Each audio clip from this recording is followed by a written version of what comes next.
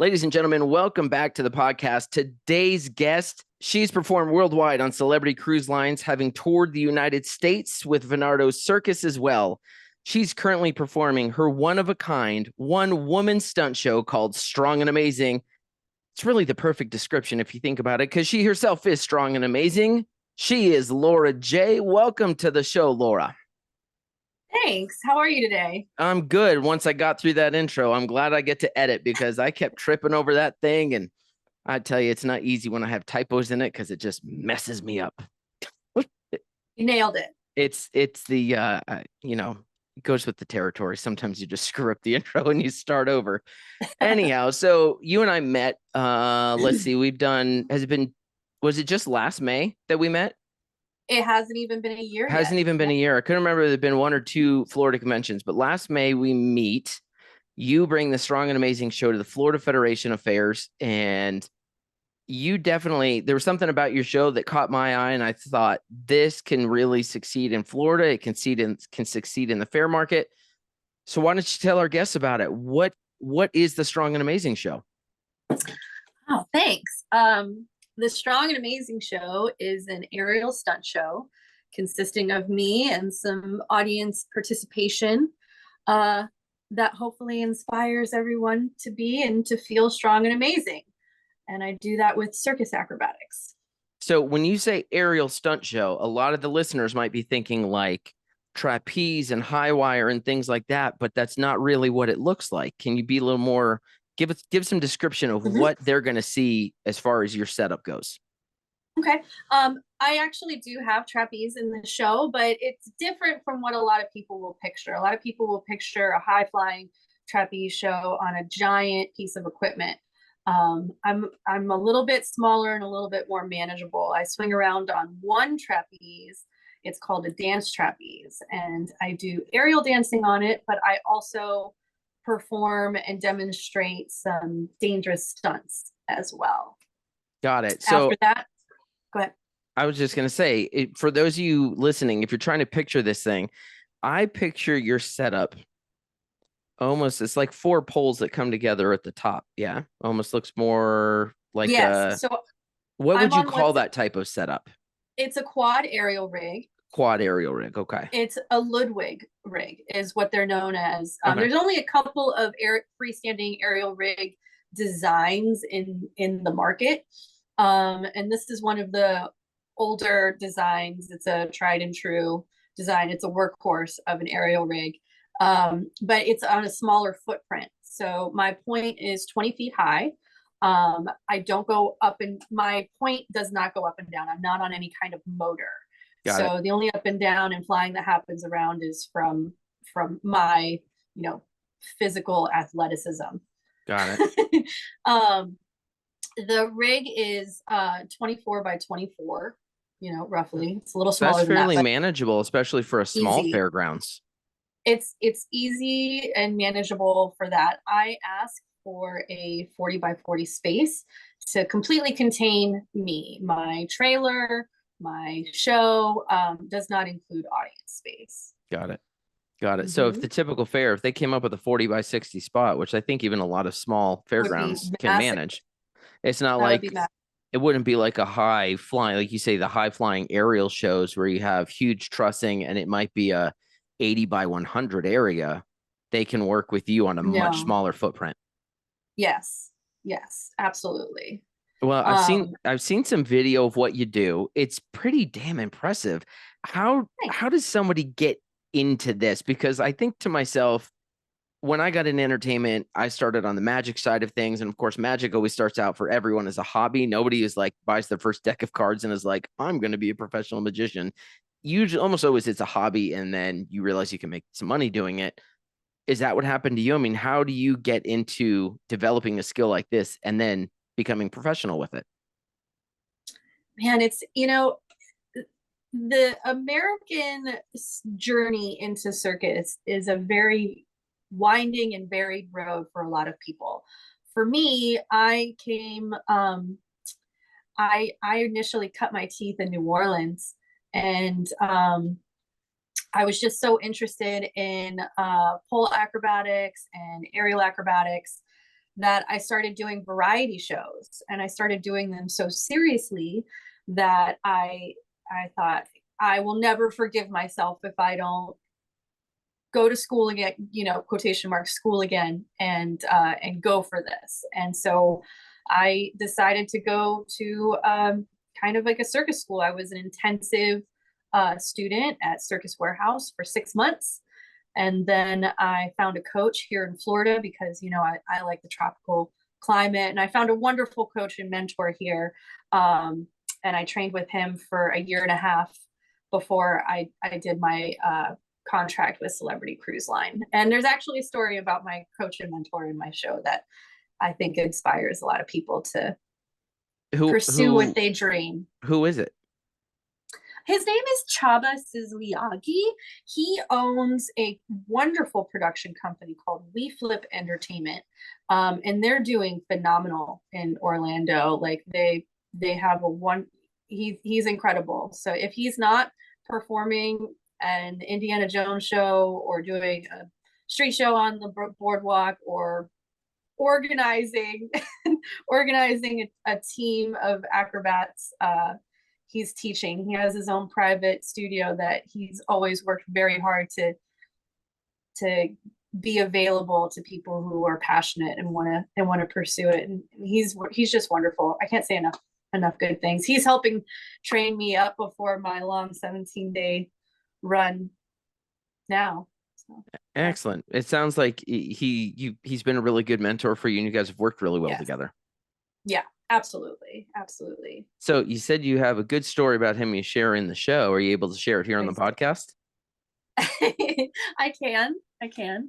So, my inspirational message, the point is to encourage and inspire people to pursue whatever their crazy dream may be, because I did, and I'm doing it, and I think that's just a beautiful thing. So when I initially found Chapa, I went to him and I said, I'm going to circus school. I'm going to come back here. I'm going to train with you, and I'm making a strap sack. Like I just showed up at his door and was just like, hey, I'm coming back in 6 months. He's like, okay, we'll see, you know? And so I show up 6 months later. This is the prequel that I don't say in the show, but I'm like, hey, I'm here to make a strap sack with you. And his immediate response, and this is true, was most girls quit by the second lesson. They think it hurts too much. And I'm like, I'm not going to quit. So he was like, we'll see. And so in the first 5 minutes of my first lesson with him, the skin on my wrists right here and here, it ripped. It just ripped because, I was a softie. And I was like, I don't know if I can do this. And he asked me, he's like, hey, are you going to tape them up or are you going to quit? And I taped my wrist up. I made it through the hour and I kept taping them up for 6 weeks. And I'll never forget the moment where I made it through my first lesson without tape. And I didn't even realize that I didn't have the tape on my wrist until the end. And it was just a pivotal moment in my straps journey. And yeah, I'm really proud of being able to perform on that prop. It takes a lot of discipline. It takes a lot of strength. When I first started on straps, there weren't very many women doing it. There weren't a lot of examples for me. Now that's not the case. Like straps are very popular across the board in circus. I'm thrilled to see that. But at the time, like I gritted my teeth and was told, hey, you might not make it doing this. And I did, and I have, and I toured the country with the straps acts, and I like performing straps in my show. Is there a favorite stunt or demonstration that you do in your show? Oh, there's a couple, like so the stunt part of the show comes in, like I do various drops and flips on a couple different props, on all three props that my audience will see actually. But they're spread out. So I would say there is a drop that I do on my straps that is particular, has some gravitas to it that I really like. Yeah. The audience get into it and hoot and holler and start cheering for you, or what? Absolutely. So I'm pretty good at training the audience, like Well, you I have to. have If you come from a street background, you have to have some chops in how it. to Yeah. creatively, shall we say, manipulate the audience. So I built this show in street theater to start out. Okay. Yeah, I started developing Strong and Amazing at Pier 60 in Clearwater, Florida. And from there, it's grown. And I've had a lot of support along the way. Um, Well, it seems like you've definitely had a good run going. We first met, we were talking about the top of the show at Florida Federation, and that was, if I'm not mistaken, that was your very first fairs convention, or have you been to others? that was my first one. And I barely got into it by the skin of my teeth. I didn't know what I was doing. I had just got off Bernardo's and had been off my show for a little while, and I needed to figure something out. And a friend of mine had just done the Ohio convention earlier in the year and was telling me about it. And he's like, "Dude, you just got to go. This is the move. Yep. This is what you got to do." And I realized like this is the move. Yeah.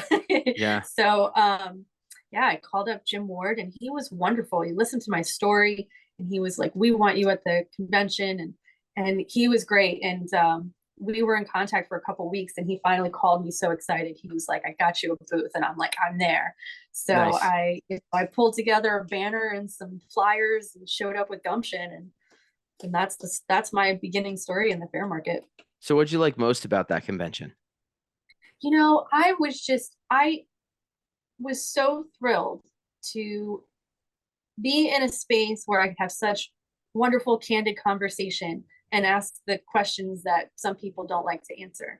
And everybody was so supportive, and they were like, "Yes, this is your first time." Even some of the vendor associates, they came up to my booth and made sure I had a spreadsheet of contacts. And people really helped me to make the convention uh, worth my while. That I did the things that I should do, even if I didn't know I should do them. Like I had a lot of help, including from you and introductions, Kevin and Kristen, of course. And yeah, it was a great experience. I'm excited to go back. I might be showcasing this year.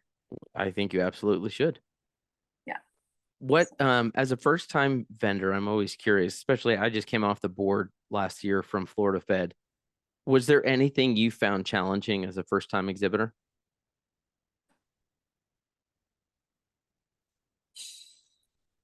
You know, I showed up and then the rest just kind of happened. You know, I was yeah, it Florida was really nice, and the suite parties and everybody was hanging out. There was always something to do. Right. Um, uh, Somebody was always asking me if I was going to the next thing, which I really really liked. I didn't experience that in Utah in November, Oh, at and so IAFE? yeah, and I had a lot of FOMO because my only reference was Florida, where Yeah. there was always something happening. And so I was just like in Utah, I was like, "Am I messing up? Like, what am I missing?" Yeah, Uh, no, I think I'll tell you this, it was just a different thing. having been exhibiting at IFE for 15 years, there's a difference between that convention and all the other state conventions that I've been to. There's there's always some level of, where are you going for dinner? Are you going to the sweet party? Are you doing this? Are you, and Florida creates a lot of opportunities for those kind of things. Particularly it's in May, the weather's amazing. Like there's a whole different energy at Florida than there is at, say, even the Iowa convention. Iowa's convention is, you're kind of in and out real quick. The trade show is, it's laid out different. The hours are like all day. You just kind of have to be sitting there at your table. Whereas Florida is like, here's your 2 or 3 hours for trade show, and it creates a lot of opportunity to mingle, a lot of networking opportunities. They quietly got something I think really good going on. And you mentioned Jim Ward earlier, who is, man, I don't know if there's a bigger fan and a bigger cheerleader of the Florida Federation than Jim Ward. Oh That guy, yeah, yeah, he that was so guy, he sweet. is always ready to promote the Federation absolutely anywhere. I cannot stress how wonderful he was. Like I cold called this guy thinking, okay, he's I'm called it just like I called, I think it was the president of the, is that it? Or it was a phone number off the website. Sure. And I left him a voice message thinking, I'm never hearing back, but at least I tried. And he called me back in minutes, maybe an Yeah. hour. It was fast. And he listened to my whole story and and he was like, yeah. And I was like, is there a waiting list? Like, what can I do? And once he realized I really wanted to do it, he was so helpful. He really Yeah. was. Yeah. I mean, there's a lot of people that want to come into the Florida market primarily because of the schedule that they have, because so many of their fairs are January through April when everybody else around the country is sitting home in the cold. Like here I am in New Mexico and they can't decide whether it's going to be 19 degrees or 50 degrees. So if Mm-hmm. people are like, hey, I can go work in Florida, it makes some real demand there, and there's some real competition working within the Florida Federation. There's a lot of acts and not a lot of fairs. And yet, having followed you on your journey since I met you last May, it seems like you did quite well for yourself and had some breakout success. Tell us about that. What fairs or events did you end up booking from Florida Fed? Um, Pasco, Osceola came out of Florida Fed. Um, You I worked, remember. you did an event for Hillsborough, didn't you, over the holidays? Thank you for reminding me. Yes, I'm so stuck in like what's ahead of me. I did Hillsborough actually. You're right. Hillsborough is the first thing that I got out of Florida, Yeah. and that went great. They were really wonderful, and I feel like the when I drew some big crowds and had some good times, and um that was early December. That was actually my last like contract of the Yeah. year was with and Right. And we're Suzanne. just for reference for anybody listening, we're recording this on Tuesday, February 6th, and in less than 24 hours, you're packing it up and driving up to Kissimmee for Osceola County Fair. Is that correct? Yes. You got Yes. to be excited about that. I mean, I don't know if anybody told you, but for a new act coming into Florida Fed the first time, booking several fairs out of the gate, you are an outlier. It does not happen a whole lot because so many of these fairs have met people, have met acts, and in the back of their head, they're like, okay, that spot I'm going to have so and so, or a year or 2 years in advance. So it really can take several years to break through in Florida. And you've knocked several right out of the gate and built some really good relationships right away. I hope so. I'm really excited. I've had a lot of help. Like you've helped me. Kevin and Kristen from Lady Houdini have helped me. I signed on with Mark Sparks at Triangle Talent, and he's been a wonderful mentor. We've had some really great conversations. Um, and I feel really lucky to have found and gained the support that I have in this market. So Osceola is going to be my first by myself on my own on all my gear, doing the thing, and I have a lot of new gear to set up. So I'm pretty excited. I'm a little nervous Now, right have now. you Just practiced setting this up? Like, do you have space where you're living that you can throw it up and be like, oh, I need to go buy I this? so everything is. I spent hours putting together these darn light stand trees I got from Rockville that you think would be simple, and it was infuriating. That's the thing you figure out as you have the show, right? So you've got your rigging, Yeah, you do the show, but then you start to yeah, look at it and you go, some lighting would be cool, especially if I yeah. provide it myself, then the fair doesn't have to worry about it. And if they want me to do a show after dark, then I'm set. And then all of a sudden you're Oh, like, well, there's another, 2 grand. And then you're like, yep. well, you know what I could add? I could add something like, some other who's what's it or something on your, some other widget on your rig. And you're like, well, there's another 1,500 bucks. And before you know it, you've spent another 10 grand on your show. And you're like, where did the money go? I'm in about 4K now, and Yeah. I thought I would have more than I do, but it's okay. The big thing is the backdrop. I had to get a backdrop made. Yes. Because I'm on an aerial rig and I'm a little higher, like I went a little bit bigger with all of it. And actually the stakes just arrived like right before we got on. So I haven't been physically able to put it up yet. But Are you just crossing your fingers this works out for Osceola?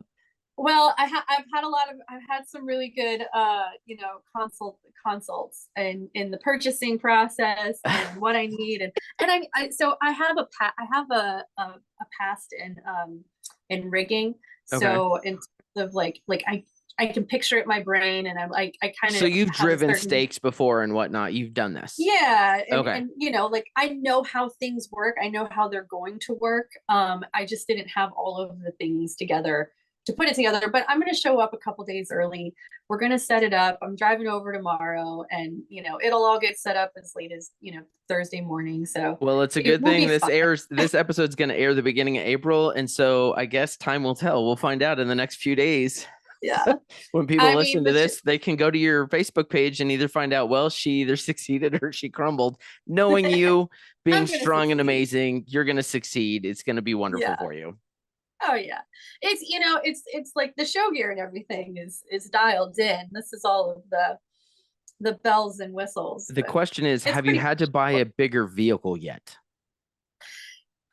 So I'm trying to upgrade. On my to-do list today is to actually do some payload math because of all the extra gear that I've bought. Right? Because right now I'm in an SUV and I have a small extra light trailer. Yeah. But I'm concerned that with my SUV payload that adding the gear to the kit is changing the situation. Especially So once you start talking about stuff like spikes, because those things are not lightweight. They have some real mass to them. yeah. Well, so my rig is like about 263 pounds. I just added probably 50 to 80 pounds with the backdrop steel. And then yeah, so we're creeping up towards like 500 extra pounds. Like Yeah, let's and just round up, on a little SUV, you don't have a lot of clearance there. Yeah. So I mean I toured that SUV towed that trailer around the entire all the way from Arizona and Utah and back down to Florida up all the way up to Vermont and Maine. Like I know she can do it. Yeah. But she did it without all of the show gear. Yep. So I might be upgrading to a truck and trailer soon if I can make some things happen. I need to sell my trailer. And if I can sell my trailer this spring, then I'll have a truck and trailer soon. See, that's what I was like. This is what happens in the fair industry. So let me just give you the arc of your career, because this is what happens for so many of us. We start with something small that fits in a suitcase, like as I'll use me as an example. Started with as a magician where I could be on a stage or I could be out on the street. Everything fit in a suitcase. It was chill. And then it was like, oh, I want to do something a little different. And all of a sudden, thanks to the folks at Triangle Talent, Mark Sparks and company, Conjure Fortune Machine comes about. Well, now it really doesn't fit in the back of my small car. So now I need an SUV. And then I go from an SUV and I decide, well, I want to do this game exhibit called Play with Giants. And then it's like, well, it can fit in the back of a truck. And then I'm like, all these fairs, I feel like I'm missing because they're where the break point is when you have to say, here's the price plus hotel. And then the fair goes, that puts us out of budget. So I'm like, well, now I'm going to have my own trailer. But in order to pull my own little RV trailer, now I got to have a bigger truck. So I'm like, I figure in another 10 years, I'll be back down to a suitcase. And that, that's just how it go. And you'll probably be the same way. You're going to get bigger and bigger. And in like 15 years, if you're still doing it, you're going to be like, how can I get this back into like a Toyota? I've thought about that arc, and I knew I should have gotten a truck when I got that SUV. I really should have, because I knew I was going to get a trailer. I knew I wanted to move towards touring, and Yeah. I would if my only advice, unsolicited on the truck, buy more truck than you think you need for this show. yeah, Because the trailer that I've got right now, max is only if I'm fully loaded to the nines is 13,000 pounds. And I don't ever go there. I'm at about 9,800 pounds. And I've got a full 8-foot bed dually F350 that I'm pulling it on. And I have people go, you could have gotten a way smaller truck. And I'm like, yeah, but what if I want to add a bigger trailer or change the configuration in the future? I don't want to be swapping trucks at that point. So I wanted one time to buy the truck, and I've got anything I could ever want to pull, I've got it on that truck. Not that I'm saying you should go get a dually, but if you're looking at like a small F-150, and don't be afraid to go just a little bit bigger and make sure that you got some room to grow. Well, some circus friends of mine that I actually used to tour with are selling their road pack, like the truck and trailer. Yeah. So hopefully by the time this airs, I will actually have both of those things. It's an F-250 and a small fifth wheel. It's still within it would fit within the size of space I ask for at fairs. Like I don't want to start asking for bigger space. Like I Right. want to continue to be able to be flexible for fairs so that I can do the smaller fairs. Like, even if they don't have space for my trailer and they just have space for the rig, that could be an option. Right. For the nature of my show, it's always better to have the trailer on site.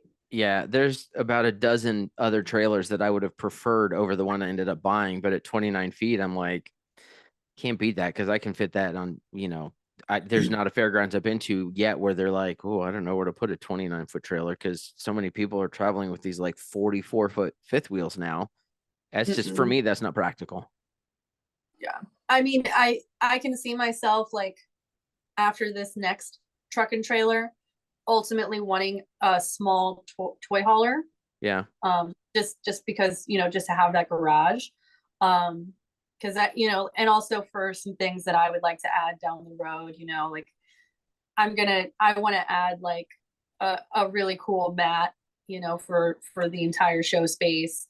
I want to add like lighting cues and things like that. for So sure. this is definitely a growth year for me. Yeah, it'll I'm probably be really several excited about several good years where you just pack away all your money that you make and get ready to grow with it and invest in the show. it. So Yeah. I want to speaking of that, I want to get back to the show itself. There's so much strength and agility and power that you have in the show. It's got to have you got to have a ton of strength to do this. And strength and conditioning is going to go a long way to keeping you healthy for a show like this. What does you got to have a workout routine? What's that look like? I do a lot of PT. Um, and it's a lot of the workout, a lot of the time I spend working on my body is not powerlifting. Like I'm in the air a couple times a week. I'm kind of in a rest phase right now, like just kind of getting ready for that Yeah. marathon. Um, but I do a lot of stretching, calisthenics, therabands, lots of therabands. So you do like weight, you're not doing like heavy, you're not lifting plates, you're just doing mostly body weight lifting. No, all of my physical athleticism and experience has always been in a studio and uh and has like revolved around conditioning on the aerial prop itself, Got it. uh dance classes, flexibility classes, active flexibility, not just like laying down in a split. Like a flexibility class is its own type of workout and focus. Sure. And I do a lot of that, especially now more so than when I was younger. It's more about the functional things I do to keep myself fit are not what I actually perform. Got it. That makes But I sense. also practice, right? Like it's not like, it's a mixture. It's a soup of things. Well, I mean, it's got to be something because, like, I know I can go out on one season on the road and I could either lose 6 pounds or I could gain 15 pounds. I mean, this industry can be, I blame the industry. It's not the industry. It's my willpower to It's not really eat crap hard on when the you're on road. the road. It's really hard when I eat crap on the road. I actually like one of my internal goals this year is to eat better and be more responsible about that, especially on those long drives. Because Yeah. it's like when you're in your car for 2 days Yep. and like you're just wired and crazy and And not you're thinking stopping about at truck potential. stops and you're You're just drinking energy yeah. drinks and you're eating trail mix and Snickers bars. Yeah. And it's dumb, especially if you're towing your kitchen behind you. Yep. Like you have absolute access to be as healthy, but there's some weird mode about being on the road that you just eat, you default to junk. And Yeah, I get it. I pull into a Love's and I'm like, oh, I could make like I could have a chicken salad. I could eat something that's healthy here real quick because I like you say, the kitchen's right there. And I still go in and I'm like, yeah, cheeseburger sounds good. What am I doing? you know what the cool thing is about being an athlete is that you can actually have these beautiful windows, especially after a really hard workout and hard conditioning, that you have like an hour of time where you could eat almost anything you wanted. And your Like body's not all just the gonna time, but devour like it. oh man, like there's nothing better than like Five Guys after you're just like completely wrecked. It's completely different than just being like, well, I'm having this burger, you know. Yeah, I had that window of time in my 20s, Laura. It doesn't exist you can anymore in my you can 40s. get it back. You just need to do something every day. I think Yep. I do. I don't like to say that I work out every day because I don't, but I do spend time with my body every day, and like it's a daily practice. I even think about like my posture when I'm walking my dog. You know, like I think about Oh, things. that's too much for me. I'm like, it's hard enough to keep the dogs from trying to rip my shoulder out of its socket when I take them for a walk. And you're like, no, I want to have good posture. I I can't, I'm really I lucky. cannot keep I up have a with good you. dog. Yeah. So, while you're super new to work in the fair industry, you're definitely not new to entertainment. Obviously, having worked on the cruise lines and even with Kevin Bernardo's, across all that experience that you've got, what one thing happened in your career that might have come as a surprise at the time it happened? Oh, Yeah, we're going Joe Rogan hard hitting question right now. yeah. That's good for you. I mean, you got the bald thing Right? going on. Yeah, now if only I could get That the I $100 didn't million expect. Spotify contract. Right. That the thing that came out of my career that I didn't expect. You know, I never thought that I was going to work in a circus tent. Like I never thought I was going to get to do that. And then one day it got offered to me, and just going through that experience, it built me in a way no billion-dollar corporation could. Yeah, that's a good one. I mean, I don't know how many people, out there grow up thinking they want to, run off and join the circus. Certainly, Kevin Bernardos is a great one to work with. Passionate I man. met him at LA County 2014 and 2015. I worked with him. That dude is incredibly talented and driven. Um, Yes. so to be Yeah. able to end up going and performing, especially with a show like that, I mean, probably came as a bit of surprise. What's one piece of advice adult Laura gives to a 9-year-old Laura? Just whatever it is that you want to do it.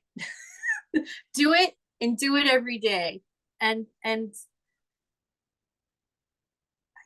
I think for kids, support and structure are provided to them, and they can't go seek that out themselves. As an adult, like we can seek that support structure for that dream that we want. And so trying to, find the words to instill that kind of gumption into someone young that empowers them to do that crazy thing, right? Like my coach, my mentor of 10 years now, the first thing he told me was, you're probably going to quit in two lessons, and maybe that was the best thing he ever said to me, because I proved him wrong, Right. but he showed up, he didn't slam the door in my face. It's about, meeting those challenges, and going through that adversity, even that physical, even when you're literally bleeding, like even if it's the physical adversity, if you have that tug on your heart, like I want you to do it. I don't care if you want to stand on your head or go to space, you know? Yeah. It's almost I, like it'd be better to it's better to always go and try it and figure it out for yourself because you can yeah, always look at something and course correct and go, I really wasn't meant to be an aerialist. Like 15 years ago, I was going to drop out of entertainment and I was going to go in the police department and I broke my ankle. And by the time it all got healed, my window had kind of closed. And it was like, well, at least I know. I would rather go through life knowing that I gave it a shot and had to course correct than sit there and wonder what if. I mean, I went through 5 years of art school. Uh, and it was 2 years after that when I really decided to go for circus. Like I pursued something completely different. It was art. Like I can't help but be an artist. I know that about myself. But I didn't know when I was younger that it was going to be performance arts. I had no idea. I was Yeah. very shy, very dorky, glasses. I majored in glass and ceramics and made sculptures, and I was a weirdo, and Right. um, So you were like Lainey Boggs and she's all that. You were like the art yeah. Oh my nerd. god, I a just, little and it bit, only yeah. came to mind because I just happened. It was one of those movies I put on Netflix the other night. Sarah and I were sitting on the couch, both working on our laptops, and we just needed something on that was simple. And I was like, oh, she's all that. I hit play. But yeah, You're exposing my age. she was the total dork in that movie, right? But that was you. Like Mhm. you were the art nerd. I was the art nerd. I But was did an you art ever nerd. come down the stairs in the red dress? That's the question. Later on in life, Later in life. later, Yeah. later on in life, I wore a fabulous red gown to a Mardi Gras ball last year that I had a wonderful time. Yeah, my mother-in-law just rode in one of the parades in I forget which one. She rode in one of the parades the other day because they're in Biloxi, they're in South Mississippi. So, Oh yeah. and she grew up in the upper ninth ward. So like New Orleans in our family, Oh, like it's intimately connected. So when you mentioned it earlier, I was like, oh, you're speaking my language. I spent my holidays in New Orleans. It's Yeah. I have a lot of good friends there. So when you said you doing some street performance there? I never street performed in New Orleans because the way it's set up around Jackson Square, It's all the is artists. very difficult to get a Yeah. rig in there and set it up and to take up that much space. People would be angry. Like I Yeah, think, for sure. And you're and not going to then do it back on Royal Street or anything like that. no, the logistics in the quarter, it just didn't. It just I Didn't work never wanted to go through that adversity for sure. to set up a show there What's your favorite restaurant to eat at in the quarter? in the quarter. Yeah, or in New I, Orleans at large. in the quarter, since you said that one first, I always really loved Sylvain. Okay. It's on Charter Street, just before Jackson Square. Yep. Mm-hmm. Yep. Sarah and I, Yeah. we're all about po' boys. So it's like if Birdie Mart.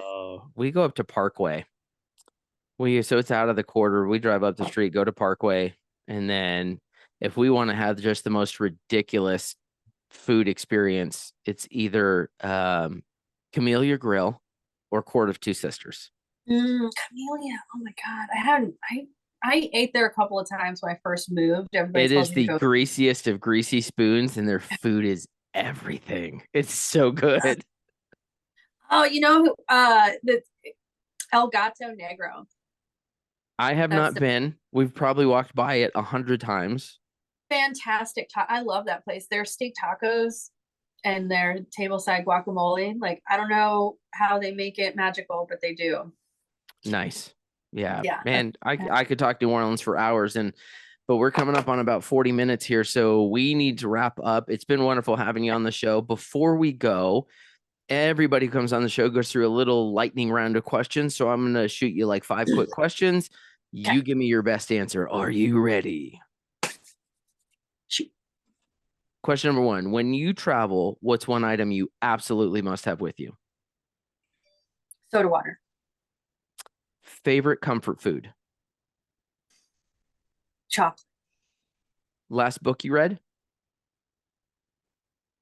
I listen to a lot of books and I listen to the latest October Day series book, Okay. like book number like 18 or something. Got it. Best location you've ever traveled to? I hiked to some hot springs in Utah and that was magical. Did you That just was do it this past winter at IFE? no, I was gonna say that's gonna be a it cold was in the hike. spring. Okay. It was in the spring of 22. Okay. And I was with Venardo Circus. We were in Orem Got it. and we drove I think it was called 5 Points. There's some hot springs up there that it's like a 2.5 mile hike in. Yep. It was like the most beautiful hike I've ever been on. And I hung out in a hot springs and then it was fantastic. It was beautiful. That's awesome. Last question. Finish this statement. The way to my heart is Hugs and steak. hugs and steak. Excellent. Laura Jaye, the star of the Strong and Amazing show. Where can folks learn more about you, Laura? You can find me at strongandamazing.com. You can also find me on Instagram at strongandamazing. There's two. There's me, Laura Jaye, and then there's the Strong and Amazing show on Instagram as well. Excellent. Well, I'm super glad you could come on the show. I Yeah. think it's really cool to see a new young talent, particularly young female talent, coming into the industry, um, showing the courage to actually put yourself out there. Because as you've no doubt figured out, it takes a little bit of that. I mean, it's one thing to go do it in an ensemble show with Kevin Bernardos, as the star of the show. It's a whole other thing when all eyes are on you. And I think you show a lot of guts coming out there and doing it. You do a fantastic show, and we wish you all the success. To all of our listeners, thank you for joining us again on the Fair Game Podcast. We'll hope to see you next week. Bye-bye.